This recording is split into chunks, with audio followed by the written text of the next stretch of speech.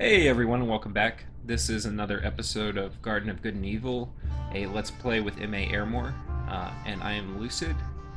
So let's take a look. This is turn 12. So turn 12, I only have one battle, and when it's the early spring of year 2 and you still have a lot of open expansion fronts, which I do, because I'm fortunate, and you only have one battle, that means you fucked up. And I definitely did. So let's take a look. Oops.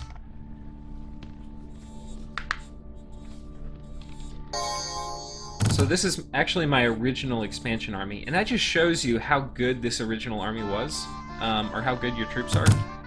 Is that it's year 2, and really they haven't attrition down too much. Like, this is still a strong force. And they don't have any kind of bless or anything, right? They're just going. And actually, all my armies should be like that, except I screwed up scripting. So that's really unfortunate.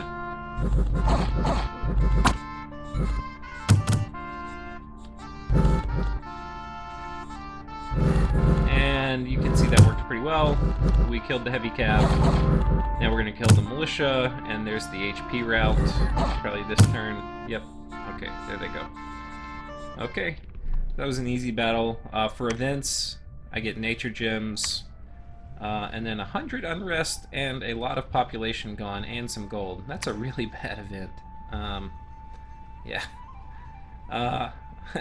I'm not going to get any more income out of this province basically ever.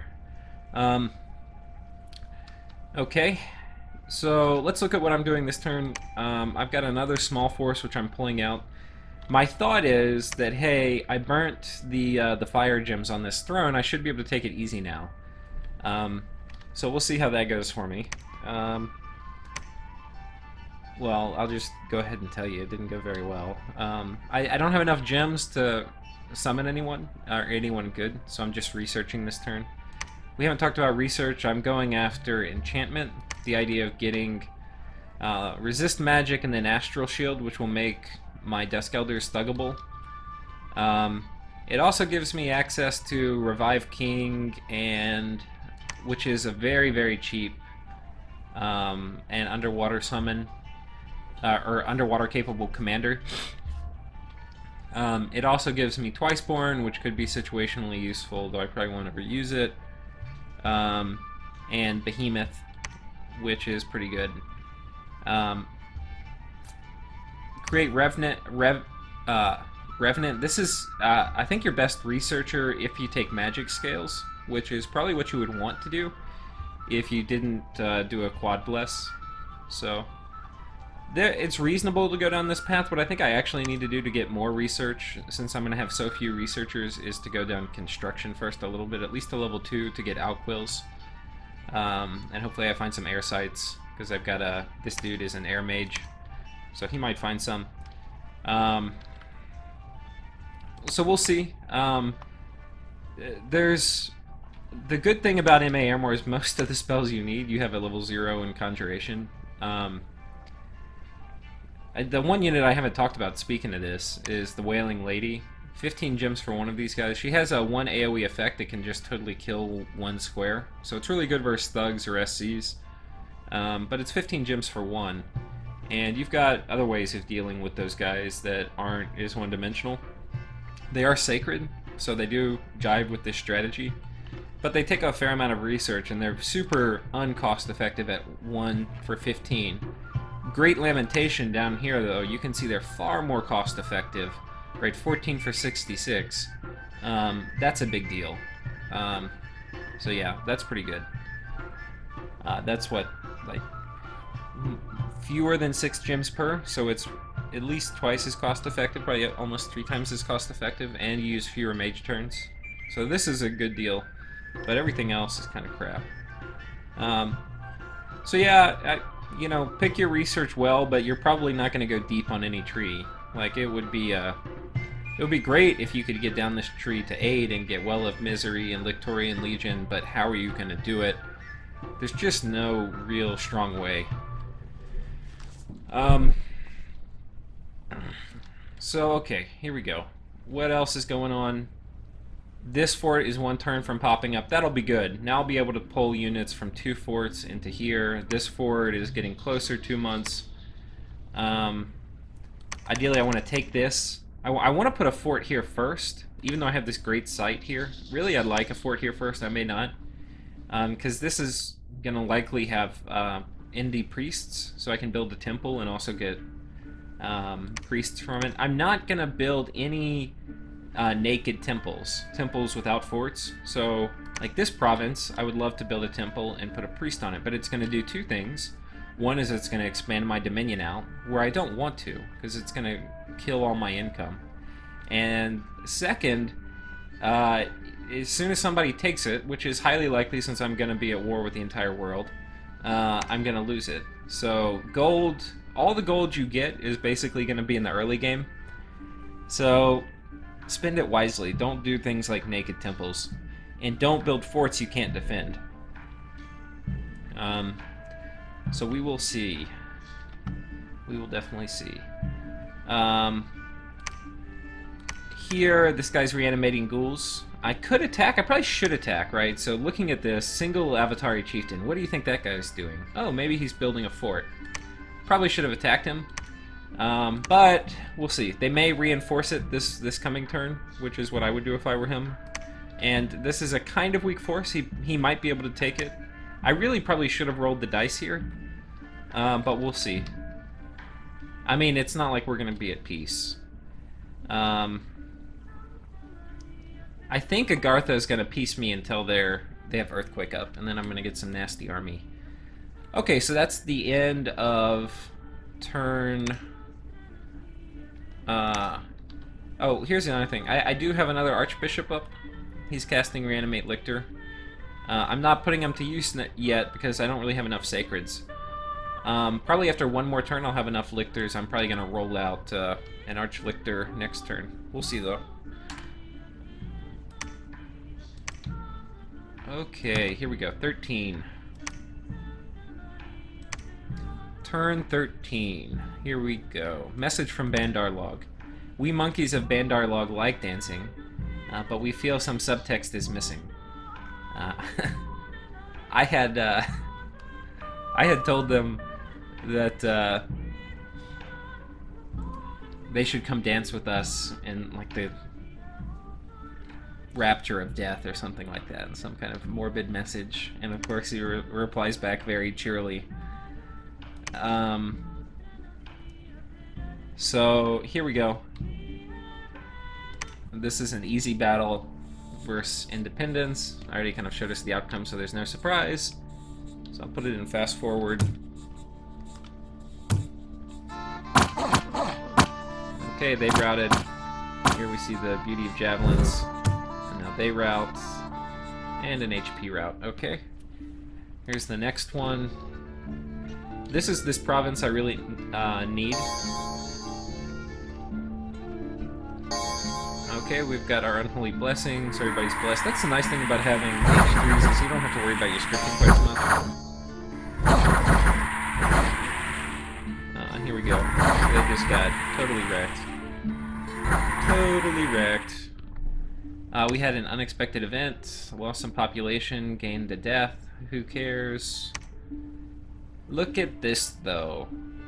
Conjuration rituals are cheaper this month. Holy crap. How much cheaper? Let's take a look. Okay, I have 34 gems. We're gonna cast Archbishop, right, which costs me 23 gems. So, 34 minus 23 should be 11. I should have 11 gems left. Instead, I have 15. So, it's basically, I got 4 free gems this turn. That's awesome. So, that's going to allow me... Normally, you'll have to do summon, and then wait a turn. That's going to allow me to do... basically not wait.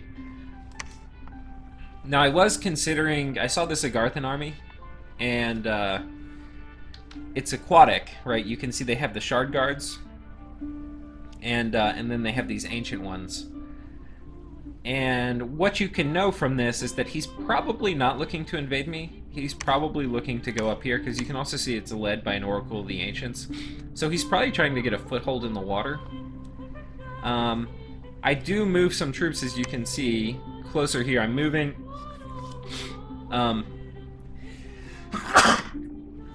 sorry. I'm moving an Archbishop, and then I'm meeting them with the Mound King to make a big pile of troops that I can come over here and wallop on him with, if he does invade. But I don't really expect it. The other thing I'm doing is I'm site searching for Holy. I kind of decided I'd try to do that more. I forget a lot of games, and when you're site searching with your Dusk Elder, they have no levels of Holy, so they're not going to find anything. But you can get Ancient Temples, which give you Astral, and then, yeah, there's some good things that come from that. So it's definitely worth site searching for Holy. Yeah. Especially because you're so kind of poor. Let's look. I'm sending this guy in to attack. Now, thinking back on this, probably not a great idea, because we know they have an H4 mage, and we know H4 mages can do all sorts of nasty things even without gems. I definitely can still take them. However, I will need a bigger army than this. So, this is mistake number 5, which is a non-trivial mistake. Like, I've made such big mistakes, it's really hard to explain it well enough. These guys, they're going to attack these guys. Now let's look. Light Cavalry, Militia, and Heavy Cav. I don't know if I can take this or not. I think I can, but it's going to be hard. I'm going to take a huge beating. Right, this is going to be a really tough fight. I'm going to lose a lot if I win, but then again, this is my initial expansion force that hasn't been reinforced much. You can see I put some arrow decoys up here in the front, and then otherwise it's about the same. One thing I'm not sure about is if I mix in... Let's see if these guys use their javelins. I can't remember. If I mix in javelin throwers and non-javelin throwers. We'll see that next turn. And so here's what I thought. Look at this. Look at all these knights. That's scary. 100 units with heavy cav, Venera swordsmen, tiger riders, and white ones. When you see this on your border, right, in a situation like this, it means you're going to get attacked. You know another reason why it means it? Because these are mercenaries, right, with 3 that were just hired. So he just hired mercenaries on my border. Mercenaries you don't hire to sit around and, like, hold hands. You hire them to, like, kill things.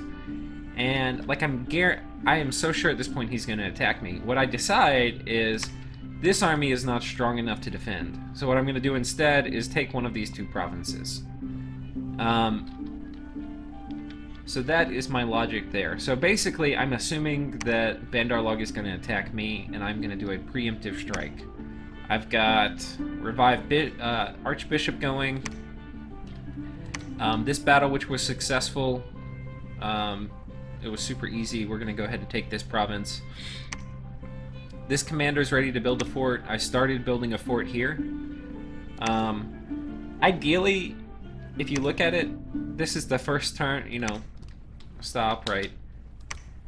So that was turn 1 of building a fort. Ideally, I think I would actually build a fort here first, because that allows me to do the priest thing, which I want to do, with less... Like, I could still build a temple, but it would be more exposed, right? So I would have it exposed longer, and it's a medium risk, but all you have to do is lose 1 or 2 temples, and you realize, like, crap, it's going to take me 10 turns to build a temple back. Because here, I'm recruiting these guys, they have an upkeep, my priests have an upkeep. So I have some upkeep, my undead units don't have an upkeep. But if they pin me in to this little quadrant, I'm going to have essentially 0 income. And I may even lose some of my upkeep units. So, gold is going to be extremely hard to come by. Okay, that's about the end of this turn. I'm attacking here. We're doing a throne attack, which I think, looking back on it, was very misguided. And, but there was some logic to it. I was thinking, oh, they have no more fire gems, so no more of those freaking wisps or anything like that. And then, yeah, we're going to attack here. Let's take a look. Anything else? No, I think that's it. Okay, on to turn 14. Turn 14. We revived an Archbishop, I like that. We found a magic site, Canyon of the Wild Winds. That is very, very good. We like magic sites.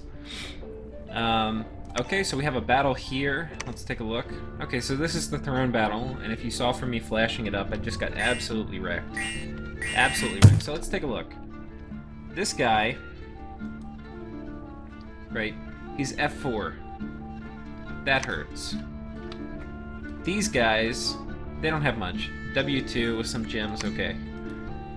S2 with some gems. He could be dangerous, right? He could power up the spheres, and then, yeah, I don't know, solar fires or something, solar rays or something like that. This guy, F1 with one of these. I think he's going to be able to use that one fire gem to summon a wisp, which will be annoying, but we can deal with one wisp. Okay, so we're seeing Incinerate. There's another Incinerate. Somebody summoned a wisp. Okay, fire darts. Okay, let's look at these guys. Alright, so they're blessed. That's good. Falling fires. Ow, that fucking hurts. Ow! Incinerate, falling fire. So the mage support is definitely killing my dudes.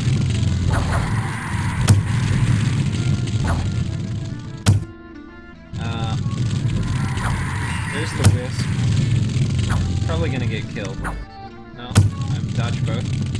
See, even though it's ethereal and I have death weapons which will pop ethereal, it does have 20 defense, so it can definitely dodge 2 attacks. Unfortunately, I think I would have won this actually, but my priest ran forward and he just died, and so these guys just sit there. But the good thing is everybody else left the battlefield, so it makes it really easy to take now. That was really unfortunate. I could have taken it if my dude didn't run forward, but he did. And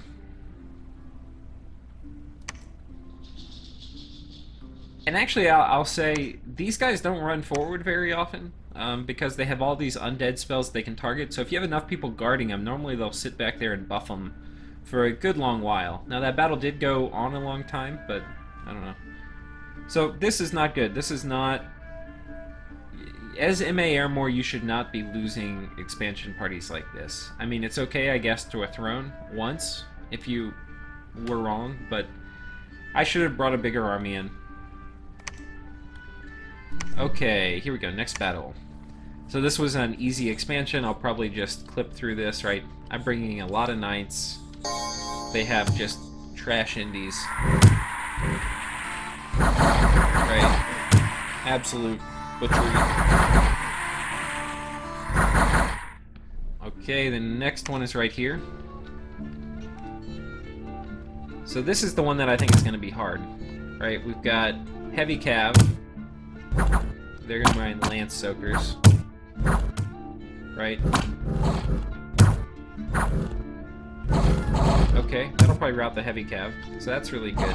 I got kind of lucky. The militia are kind of wrecked. And here we go. We've engaged. Okay, and I got them. So that was not bad. I actually don't think I took many losses there. I took 9. So this force is definitely weaker now. Like, without a doubt, it's weaker. But I was expecting to take more losses. Now I jump in and take this little province. There was nothing guarding it, I don't think. Yeah, just 1 PD. But they put a fort up. Now looking at it, I probably could have taken it. I would have had a decent chance of killing this army. White ones, Tiger Riders, and Marcata Archers. But I think, actually, if the fort went up this turn, I'm not totally sure, but I think I wouldn't have stopped it. I'd be camping on top of it. I'll have to look at turn sequence, but I think fort building is beginning of a turn, but I'm not sure. So anyway, now I'm thinking, okay, the mercenaries which were here, he's probably moved them off to conquer something. I bet his capital is somewhere over here, and then he's come down, taken this stuff, and then a bunch of this is unconquered. So I bet he came here and then took some of this. Whereas I thought when you hire a mercenary on a border, it means you're gonna war. Maybe, it's hard to know. I also need to get a scout in here. I'm gonna try to pull one of these guys forward. I'm not doing it right now apparently, but... Okay, so this is my big force. So what I'm doing is I'm pulling these guys to meet here, and when they meet here, I'm gonna combine them, and this will be a really big army for early year 2. The other thing I've done is I've seen Nazca, and he's got a lot of scouts here. I'm not interested in picking a fight with Nazca. I figure maybe because we just share one border, he's not going to attack me. Really under no circumstance was I thinking, oh, I'll just attack him. One thing, though, is he did have a naked temple. So putting a lot of troops on a province with a temple, he's probably going to build a fort. I don't think I saw that temple, and then worst case, I kill one of his temples. Nobody is going to be a long-term or medium-term ally with me. So the cost of pissing people off and having them attack me is relatively low, because they're going to attack me anyway. Here's a big force I have. So this is what you can see is we have one of the archbishops with a lot of troops. We've got about 8 lictors, 9 lictors, and about 7 of these knights. The formation I have them in is I have, so ignore these. I have my stronger legionnaires up front in a line formation, my weaker legionnaires behind in a line formation, and then in the very front I have my knights and lictors. The idea here is that I kind of want these guys to stick around for sieges, and these guys can absorb so much damage that I think most of the banishment spam will go on my elites, and then and hopefully that will kill some of the priests as they have B9. But then after that, they're not going to take too much punishment. These guys will rush in and kind of fill in behind them before they can get surrounded. That's the thought. So I'm moving these guys up here to take the throne. Also potentially reinforce this area. You can see I have a lot of undefended territory. Right, so we're moving an army back here. Because Revive Archbishop is so cheap, if you look, I've got another worldwide event for conjuration rituals, which is really fortunate.